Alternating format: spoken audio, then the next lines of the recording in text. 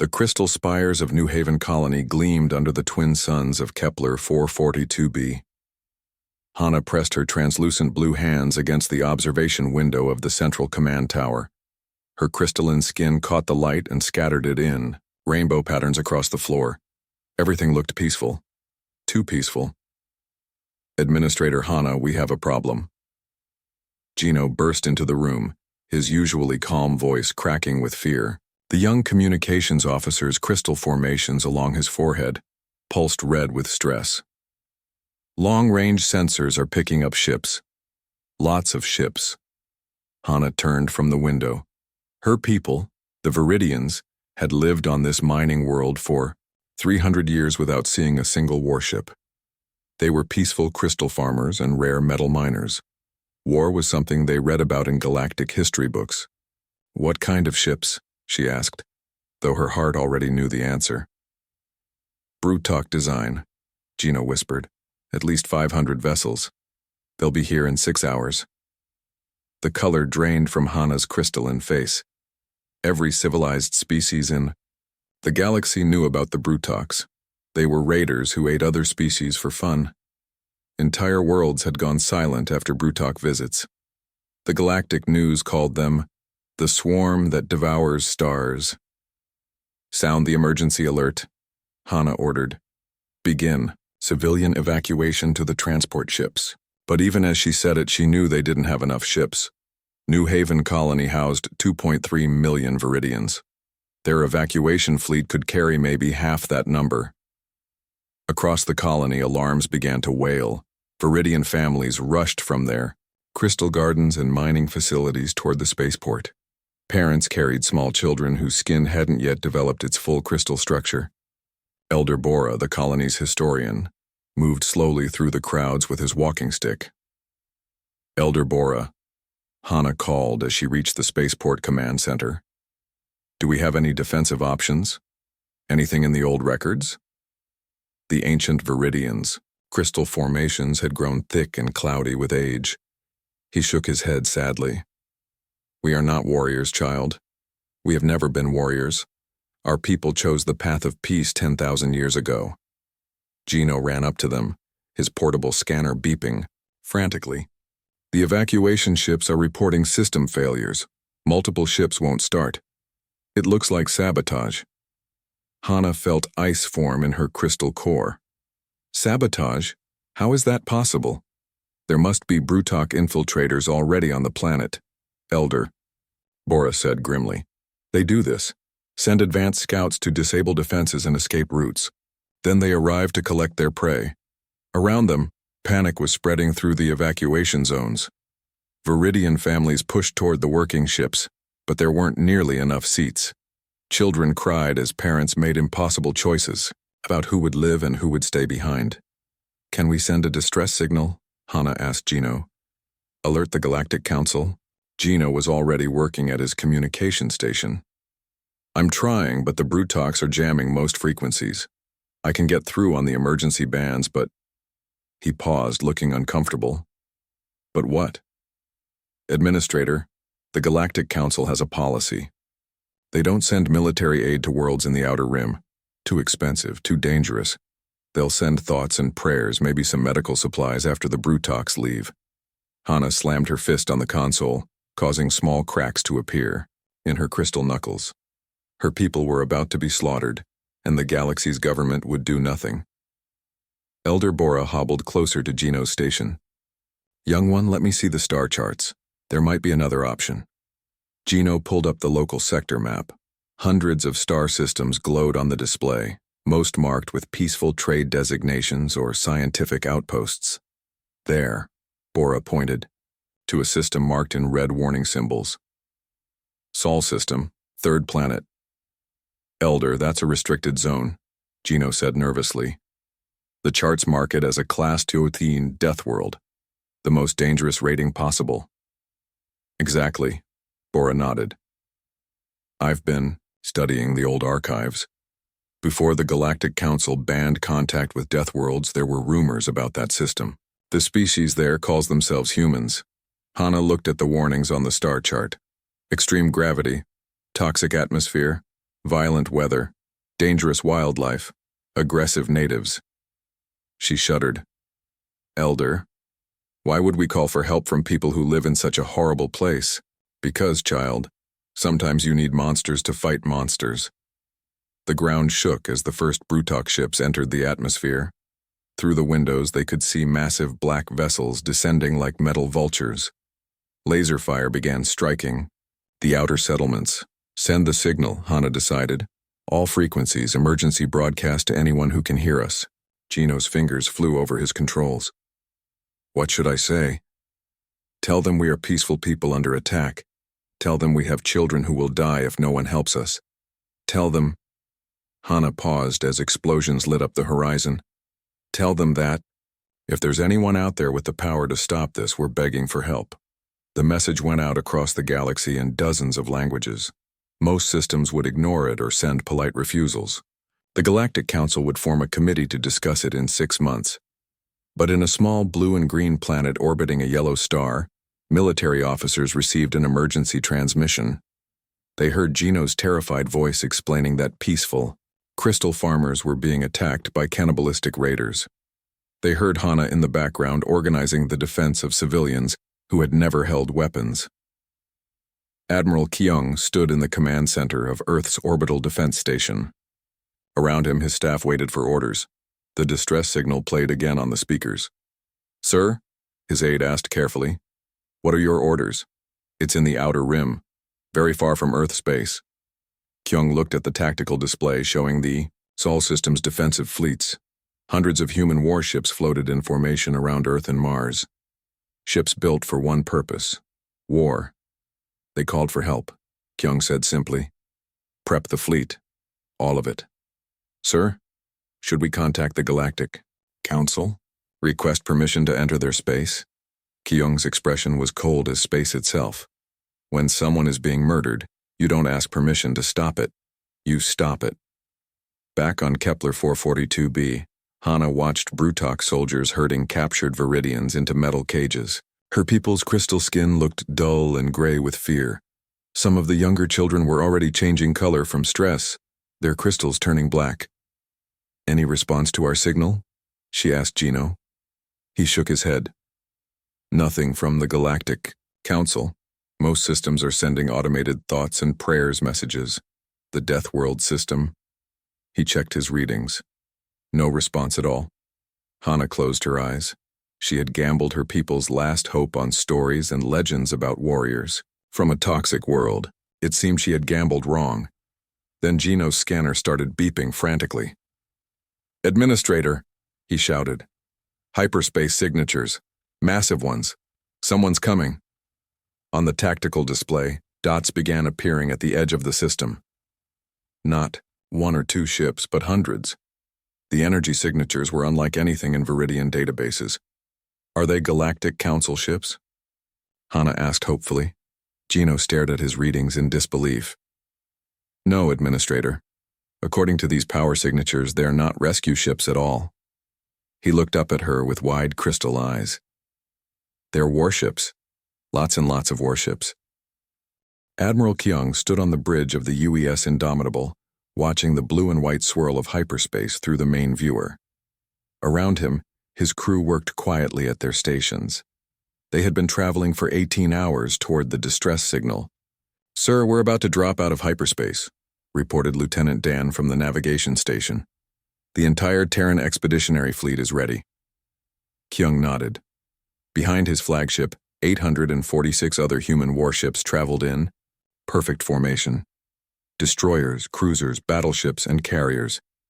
Every vessel the human military could spare from Earth's defense. What do we know about the enemy? Kyung asked his intelligence officer.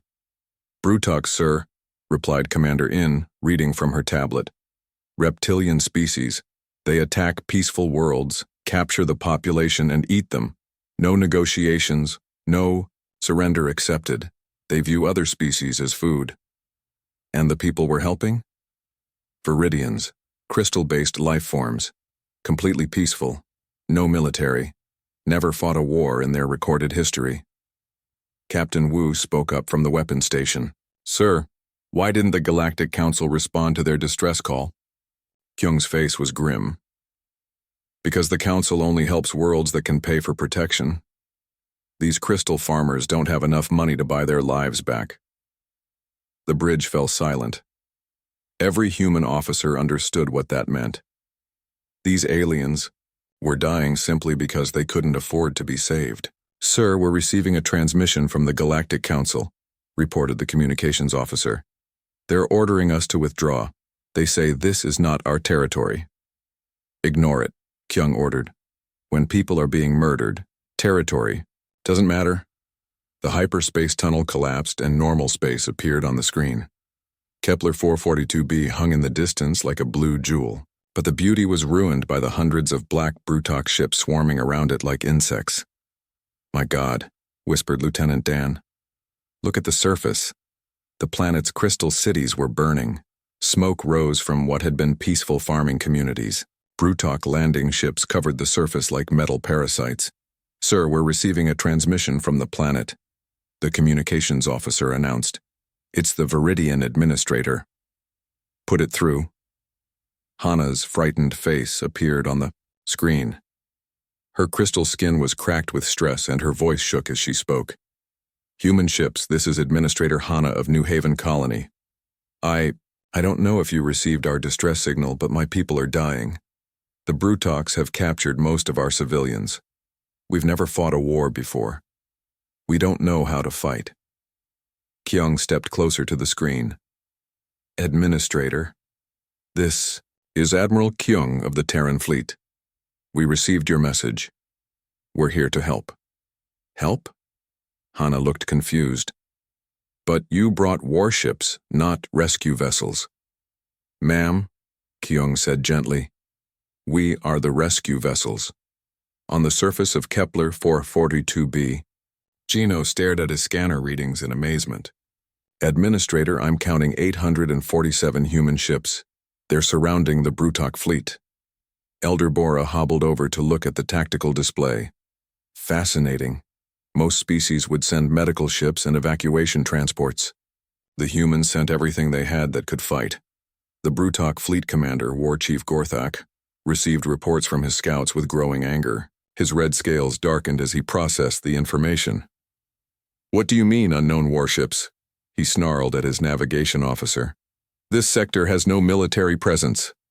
"Sir, the ships are transmitting identification codes. They claim to be from something called the Terran Expeditionary Fleet. I've never heard of this species." Gorthak pulled up the tactical display. The human ships had formed a perfect sphere around his fleet. No gaps, no weak points. It was a formation designed by people who understood war. "Send a message to these humans," Gorthak ordered. "Tell them this is Brutok territory now. Tell them to leave, or we'll add their ships to our collection." On the Indomitable, Admiral Kyung received the Brutok message. He listened to the translated threats without expression. "Sir?" asked Commander In. "How do you want to respond?" Kyung activated the fleet-wide communication system. His voice reached every human ship in the formation. "All vessels, this is Admiral Kyung. You've heard the enemy's message. They want us to leave while they murder innocent civilians." He paused, looking around his bridge at the determined faces of his crew. "I have a different message for them. To any Brutok listening to this transmission, you have 30 seconds to release all prisoners and surrender your weapons. If you do not comply, we will assume you prefer the hard way." Captain Wu smiled grimly at his weapons console. "Sir, all ships report ready to fire." 20 seconds, Kyung announced. On the planet's surface, Hana watched in amazement as human ships moved into attack positions. "Elder Bora, are they really going to fight 800 Brutok ships?" "It appears so, child. But they're outnumbered." Elder Bora's old crystal eyes sparkled. "Perhaps humans count differently than we do." 10 seconds, Kyung's voice echoed across the human fleet. War Chief Gorthak laughed when he heard the countdown. "These humans are insane. Do they not understand?" "Numbers, we have more ships." 5 seconds. Lieutenant Dan watched the countdown timer on his screen. Around him, the bridge crew waited with professional calm. This was what they had trained for their entire lives. "Time," Kyung announced. The space around Kepler 442b lit up like a new star as 847 human warships opened fire at once. The Brutok fleet, caught completely off guard, took the first volley without firing back. 30 Brutok ships exploded in the first 10 seconds. "Return fire," Gorthak screamed. "All ships attack." The battle was unlike anything the galaxy had ever seen. Most space combat involved careful positioning and long-range exchanges of fire. The humans fought differently.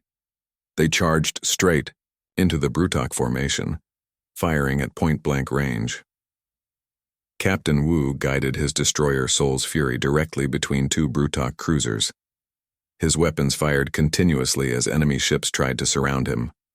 "Sir," his gunner reported, "we're taking heavy damage. Should we withdraw?"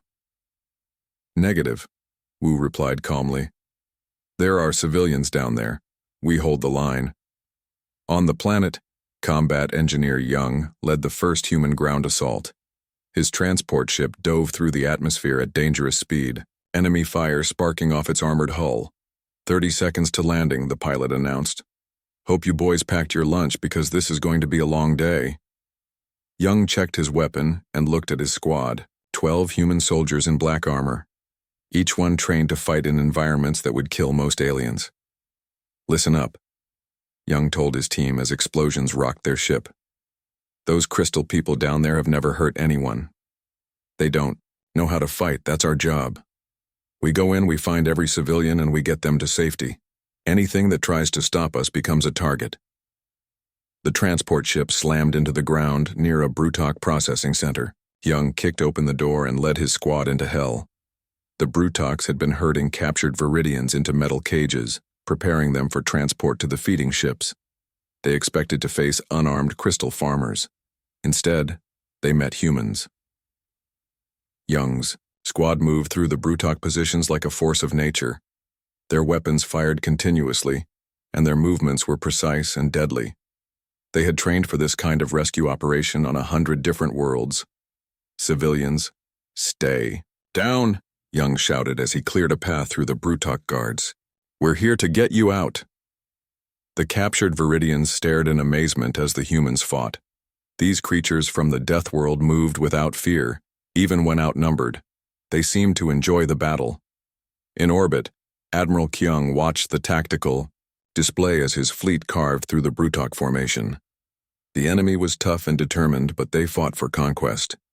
Humans fought for something else entirely. "Sir," reported Commander In, "we're receiving another transmission from War Chief Gorthak." "Put it through." The Brutok commander's scaled face filled the screen. His red eyes burned with fury and fear. "Humans, you fight well, but you cannot win. I have called for reinforcements. The entire Brutok armada will come for you." Kyung smiled coldly. "Good. Save us the trouble of hunting you down." The transmission cut off, and Gorthak stared at his tactical display in disbelief. These humans were actually happy that more enemies were coming. What kind of species was he fighting? 3 days had passed since the humans arrived at Kepler 442b. What had started as a rescue mission was now a full war. General Dan stood in the makeshift command center built inside New Haven Colony's main crystal spire. Around him, human and Viridian officers worked side by side at communication stations.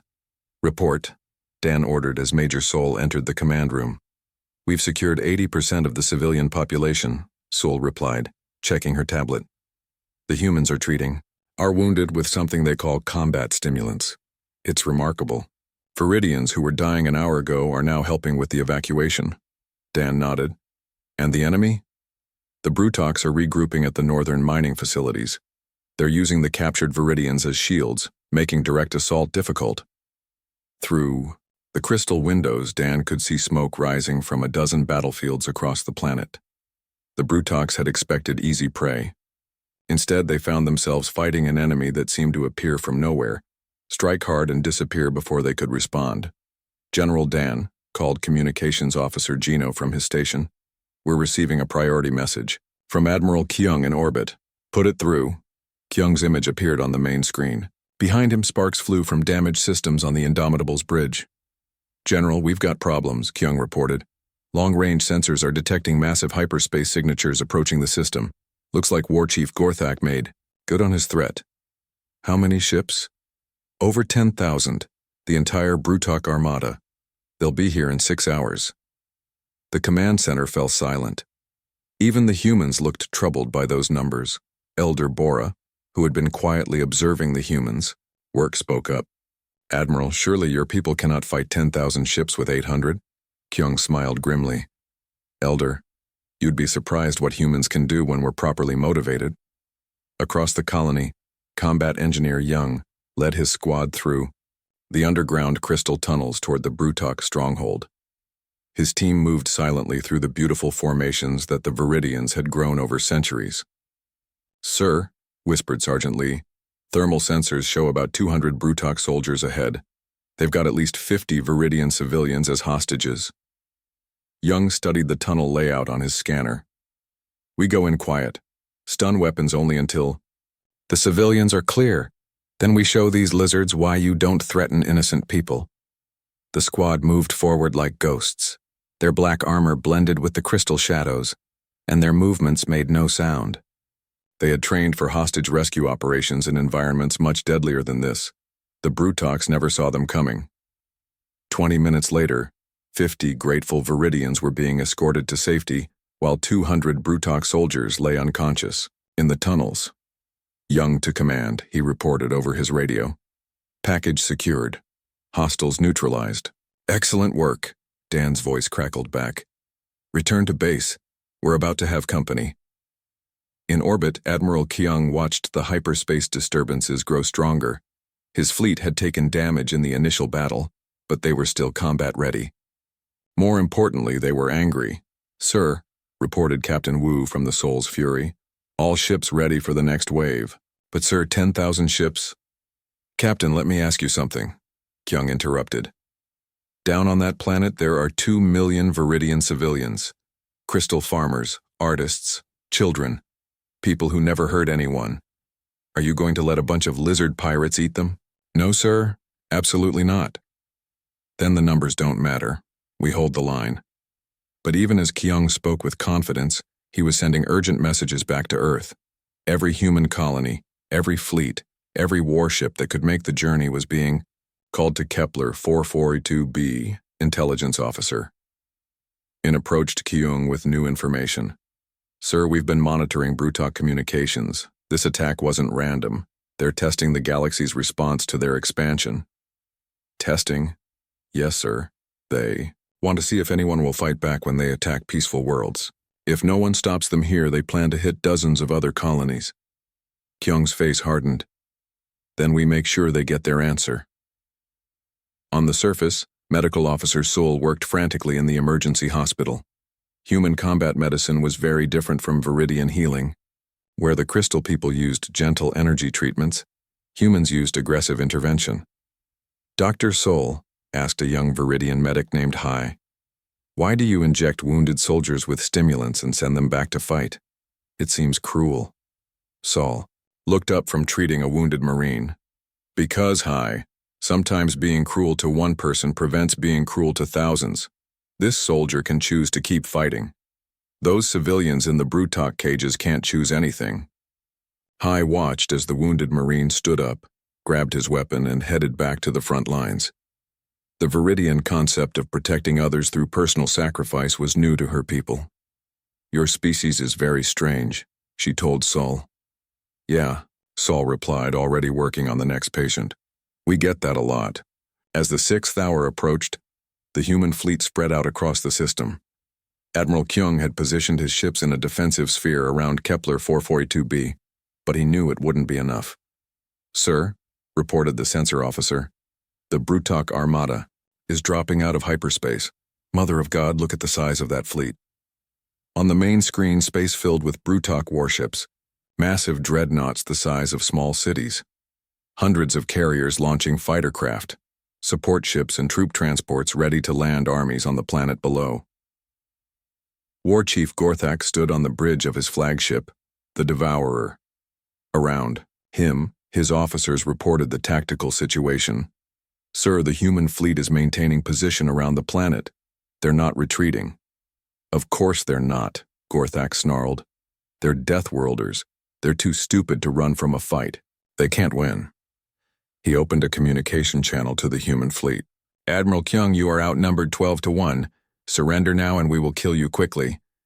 Kyung's response was broadcast on all frequencies, so every ship in both fleets could hear it. War Chief Gorthak, this is Admiral Kyung. I have a counter-proposal. Leave this system immediately and we'll let some of your ships escape. The Brutok commander laughed. You're insane. What makes you think you can fight my entire armada? Because, Kyung replied calmly, we're not just fighting for ourselves. We're fighting for people who can't fight back. That makes us very dangerous. The battle began with a thunder of weapons fire that lit up the entire star system. The Brutok armada attacked in waves, trying to overwhelm the smaller human fleet through sheer numbers. But the humans had learned something in 3 days of fighting. The Brutoks were bullies. They were used to attacking defenseless prey. When Edar faced with serious resistance, they became confused and disorganized. Captain Wu led a desperate charge into the heart of the enemy formation. His ship, heavily damaged but still fighting, rammed a Brutok dreadnought. All stations, this is Wu, he broadcast as his ship began to break apart. Tell my family I died protecting innocents. Soul's fury out. The destroyer exploded in a ball of nuclear fire, taking the dreadnought with it.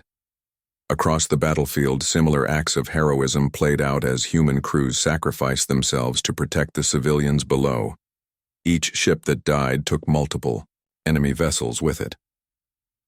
On the planet, General Dan coordinated the ground defense while watching the space battle through his command center's crystal dome. Sir, reported Major Young, Brutok landing ships are trying to reach the surface. Our orbital defenses are holding, but barely. Keep fighting, Dan ordered. Help is coming. As if summoned by his words, new hyperspace signatures began appearing at the edge of the system. Not just a few ships, but hundreds, then thousands. Intelligence officer. In stared at her sensors in amazement. Sir, I'm reading quantum signatures from every human colony in known space. Mars Defense Fleet, Europa Station, the Asteroid Belt, Mining Consortium. Even the deep space exploration ships are coming. Admiral Kyung smiled as he watched the tactical display fill with blue dots representing human vessels. War Chief Gorthak wanted to test our response to attacks on peaceful worlds. I think he's about to get a very clear answer.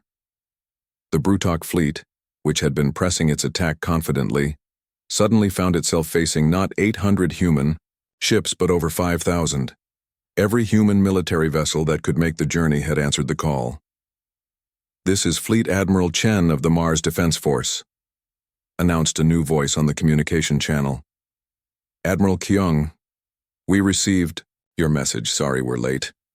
Better late than never, Kyung replied. Welcome to the party. War Chief Gorthak watched in growing horror as more and more human ships dropped out of hyperspace. His tactical officers reported impossible numbers. Sir, we're now facing a combined human fleet of over 5,000 ships. More are still arriving. How? Is this possible? Gorthak demanded. No species commits this many resources to defend aliens. His intelligence officer checked the communications they had intercepted. Sir, it appears the humans have a policy. Any distress signal from any species results in massive military response. Gorthak stared at the battle display.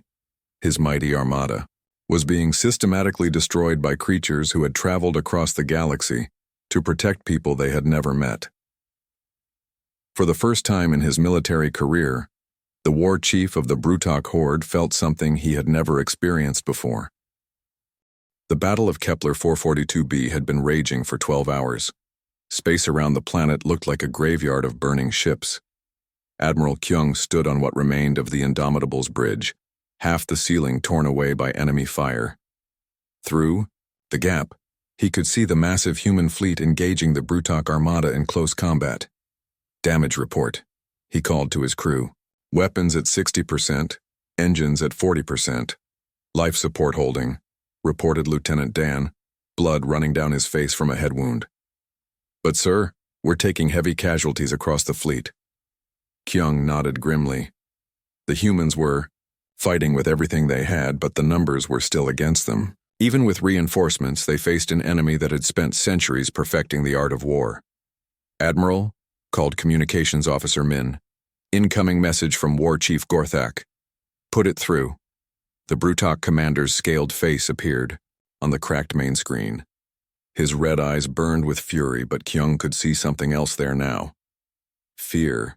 "Human Admiral," Gorthak snarled. "You fight well for Deathworlders, but you cannot win. My ships are bred for war. My soldiers eat their enemies. We have conquered 1,000 worlds." "And how many of those worlds had defenders?" Kyung asked, calmly. The question seemed to surprise Gorthak. "What does that matter?" "It matters because you've never faced anyone willing to die to protect others. You've only fought prey. Today you're fighting predators." The transmission cut off, and Kyung turned back to the tactical display. The battle was reaching its climax, but the outcome was still uncertain. On the surface of Kepler 442b, combat engineer Young led his squad through the ruins of what had been a peaceful crystal garden. Brutok ground forces had landed in overwhelming numbers, turning the planet into a fortress world. "Sergeant Lee, what's the status on the civilian evacuation?" Young asked as his team took cover behind the shattered remains of a crystal formation. 85% evacuated, sir. But the Brutoks are using the remaining civilians as human shields. They've learned that we won't fire on positions with hostages." Young smiled grimly. "Then we don't fire on them. We go in and take them back." His squad looked at him with expressions of determination. They had been fighting for days without rest, but none of them complained. These were the men and women who had volunteered to travel across the galaxy to protect strangers. "Sir," called Corporal Kim from his sniper position, "I count about 50 Brutok soldiers holding maybe 20 Viridian civilians in that crystalline structure ahead. It's going to be a tough extraction." "When has it ever been easy?" Young replied. "Move out. Quiet and clean." The human soldiers melted into the crystal formations like shadows. Their training on Earth's deadly environments had prepared them for combat in places that would kill most species. To them, this beautiful crystal world was just another battlefield. Meanwhile, in the colony's medical center, Dr. Soul worked alongside Viridian healers to treat the wounded from both sides. Her approach to medicine shocked her crystal-skinned colleagues. "Dr. Soul," asked Hai, the young Viridian medic, "why are you treating the wounded Brutok soldiers? They came here to eat us." Soul looked up from bandaging a Brutok's arm. The lizard-like creature stared at her with confusion and fear. "Because that's what we do," Soul replied simply. "We protect those who can't protect themselves. Right now, this soldier is wounded and helpless. That makes him someone who needs protection." The Brutok soldier spoke in his harsh language, which the translator converted to standard Galactic. "Why do you help me, human? I am your enemy." "Because," Soul answered, continuing her work, "you're somebody's child. Somebody's family. When this war is over, I want you to go home and tell them that humans aren't monsters. We're just very good at stopping monsters." In orbit, the space battle had reached a critical point. Captain Wu, commanding the replacement bridge crew after his original officers were killed, watched as Brutok dreadnoughts tried to break through the human defensive line. "All weapons concentrate fire on that lead dreadnought," he ordered. "We cannot let them reach the planet." The Soul's fury, barely holding together after hours of combat, poured everything it had into the massive enemy ship. Around them, other human vessels did the same, focusing their fire until the Brutok dreadnought exploded in a brilliant flash. "Sir," reported his weapons officer, "that's the 12th dreadnought we've taken down, but they keep coming." "Then we keep fighting," Wu replied. "No retreat, no surrender. Not while there are civilians counting on us." But even as he spoke, Wu could see that the human fleet was being pushed to its limits. Ships that had been fighting for days were running out of ammunition and power. The Brutok numbers were beginning to tell. Admiral Kyung received reports from across his fleet.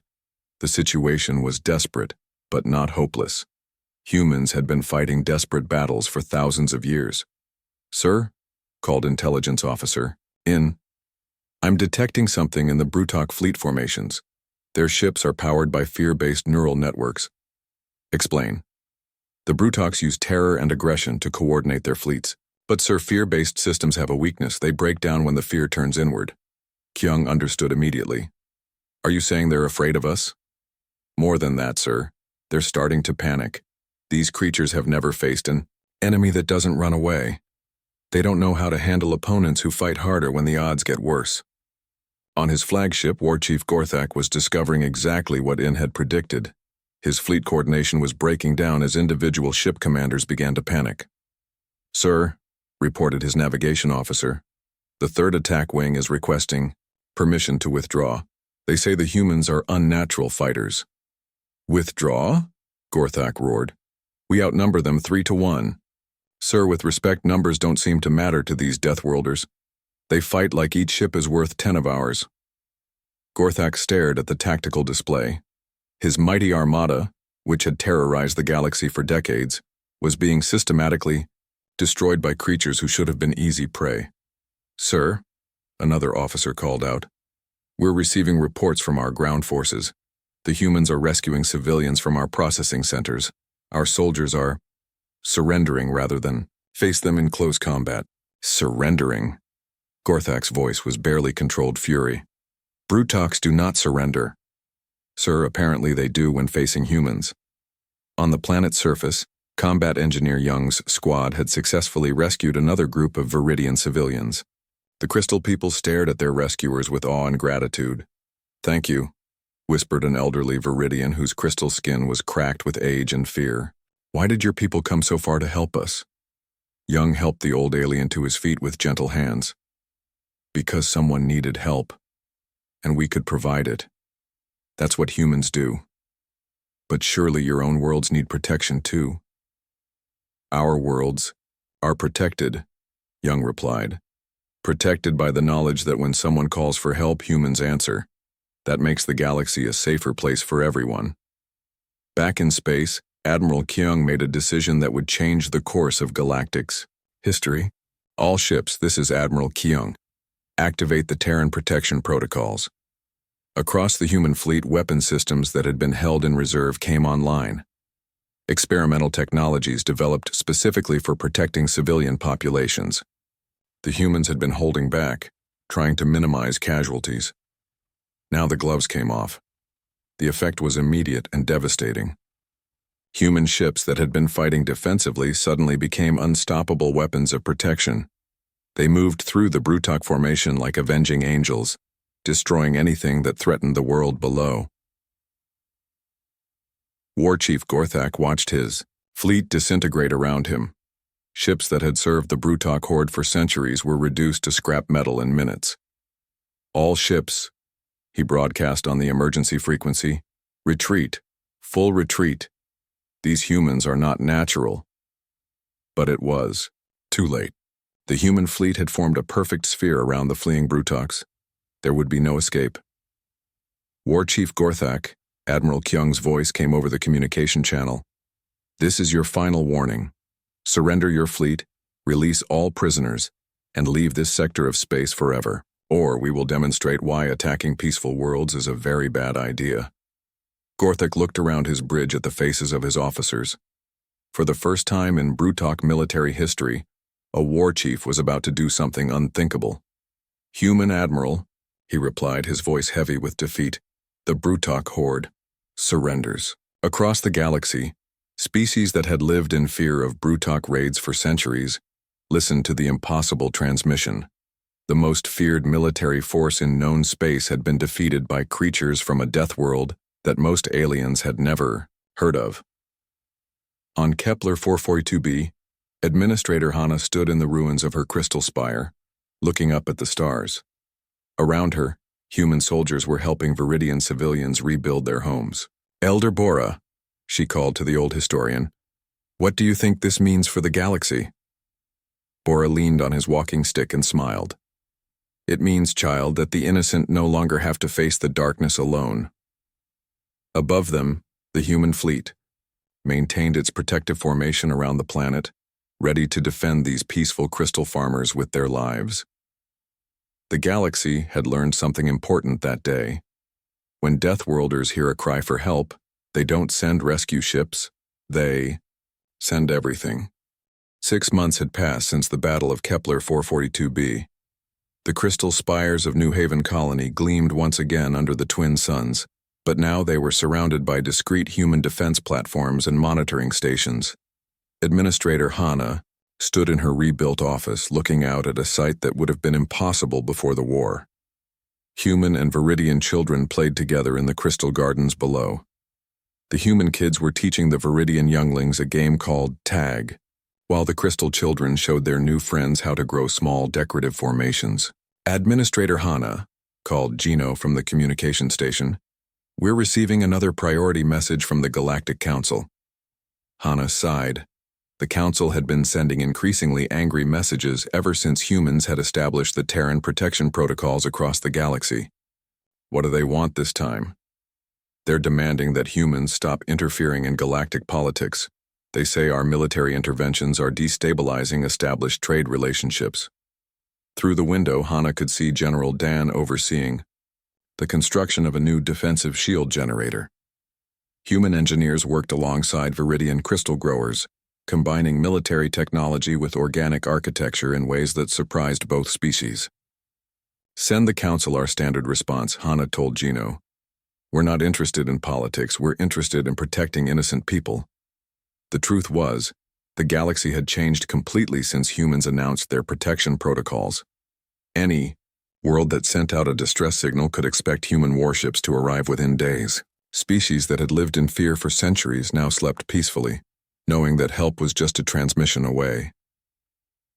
Elder Bora entered the office, moving more easily now that human medical technology had helped repair his aging crystal structure. "Hana, my dear, we've received wonderful news from the outer colonies. The farming world of Kepler 186f reports that raiders turned away when they detected human patrol ships in the system. The pirates didn't even attempt an attack." "That's the 15th world this month," Hana replied with satisfaction. "The human presence is making the entire sector safer. But the changes went deeper than just military protection. On Earth, Admiral Kyung stood in the United Nations Assembly, addressing representatives from 43 different species. Many of these aliens had never considered humans as anything more than dangerous curiosities from a deadly world. The Terran protection fleet now includes vessels from 12 different species, Kyung reported to the Assembly. The Centauri Defense League has contributed 6 cruisers. The Antarian Medical Corps has provided hospital ships. Even the peaceful Viridians have offered to share their crystal-growing technology for defensive purposes. Captain Wu, promoted, after his heroic actions at Kepler 442b, commanded one of the new mixed-species crews. His ship, the New Soul, carried human weapons specialists, Viridian engineers, Centauri navigators, and Antarian medical officers. "Captain," reported his Viridian engineering officer Hai, "the crystal-enhanced armor is performing beyond expectations. We can withstand 40% more damage than standard human warships." "Excellent," Wu replied. "And the crew integration?" "Better than expected, sir. It turns out that different species have different strengths in combat. The Centauri are excellent at long-range coordination, the Antarians are amazing at damage control, and the Viridians—" She paused, looking proud. "We're very good at keeping everyone calm under pressure." Combat Engineer Young had established training facilities on 17 different worlds, teaching other species how to defend themselves using human tactics modified for their biology and psychology. "The key to defense," he explained to a class of mixed-species military officers, "is not to fight like humans. It's to fight like yourselves, but with human determination to protect innocent lives." A tall, insectoid Klaxon officer raised one of his forearms. "Colonel Young, my species has never engaged in warfare. We don't understand how to maintain morale during combat." "That's actually an advantage," Young replied. "You don't have any bad habits to unlearn. Your species is naturally cooperative and organized. We just need to channel those instincts toward protection instead of avoidance." Medical Officer Saul had revolutionized galactic medicine by combining human emergency techniques with alien healing technologies. Her hospital on Kepler 442b treated patients from dozens of species, and her methods were being copied across the galaxy. The secret, she explained to a group of medical students, is that every species has evolved different ways to heal. Humans heal through aggressive intervention. Viridians heal through energy alignment. Antarians heal through biological manipulation. When you combine all these approaches, you can save lives that would have been impossible to save before. Intelligence Officer In had become humanity's first official ambassador to non-council species. Her job was to explain human motivations to aliens who couldn't understand why Deathworlders would risk their lives for strangers. "We don't fight because we're violent," she told a gathering of colony administrators. "We fight because we remember what it's like to be alone and afraid. Every human child learns about our history when we were trapped on one dangerous world with no help coming. We decided that no one else should ever feel that way. But the biggest change was in how the galaxy viewed Earth itself. What had once been marked as a dangerous death world was now seen as a place of hope. Ships from across the galaxy made pilgrimage to Sol System just to see the world that had produced the species crazy enough to travel across space to fight for strangers. The Galactic Council, of course, was not pleased with these developments. "The humans are operating outside established authority," declared Councillor Vexthul of the Regulatory Commission. "Their military actions violate 17 different treaties regarding territorial sovereignty." "Perhaps," replied the representative from the Centauri Defense League, "but their military actions have also prevented the extinction of 6 different species in the last 4 months. I think the victims of piracy and raiding care less about territorial sovereignty and more about staying alive." The debate raged across the galaxy, but the results spoke for themselves. Piracy was down 60%. Slave raiding had virtually stopped. Peaceful species were expanding their colonies for the first time in generations, knowing that help would come if they called for it. War Chief Gorthak, now a prisoner on a human rehabilitation station, watched the news feeds with amazement. The Brutok Horde, once the most feared force in the galaxy, had become a historical footnote. Most of his former warriors had chosen exile rather than face human justice. "I don't understand you humans," he told his human guard, Sergeant Park. "You defeated us completely. In Brutok tradition, that gives you the right to eat us. Instead, you're trying to rehabilitate us." "That's the difference between us and you," Park replied. "We don't fight because we enjoy it. We fight to protect people. Once the threat is gone, the fighting stops." "But why? We would have eaten your people if we had won." Park looked at the fallen war chief with something that might have been pity. "That's exactly why we had to stop you." Back on Kepler 442b, Administrator Hana prepared for her daily meeting with the human military coordinators. The relationship between her people and their protectors had evolved into something like a partnership. Viridians provided resources and technology, while humans provided security and military expertise. "Administrator," Gino called from his station, "we're receiving a priority distress signal. It's coming from the Andromeda sector, about 800 light-years away." Hana looked at the star chart. The signal was coming from the very edge of explored space, far beyond any established trade routes or political boundaries. "What's the nature of the emergency?" "Massive fleet attack on a peaceful research station. The attackers are unknown, but they're using tactics similar to the old Brutok playbook. The researchers are calling for immediate evacuation assistance." Elder Bora hobbled over to the communication station. 800 light-years is very far, child. It would take the human fleet days to reach them." "Then we'd better send the message quickly," Hana replied, activating the emergency beacon that connected directly to Earth Command. On Earth, Admiral Kyung received the distress signal in his office overlooking the Pacific Ocean. Through his windows, he could see the construction sites where humanity was building its newest class of protection vessels, ships designed specifically for long-range rescue operations. "Admiral?" his aide asked. "The location is extremely remote. It's outside any established jurisdiction. The Galactic Council will certainly object to military action that far from human space." Kyung looked at the star chart showing the location of the distress signal. 800 light-years was indeed a long way to travel for people they had never met. "Prep the fleet," he ordered. "All available ships." "Sir, perhaps we should consult with the council first. Establish proper authority for the operation."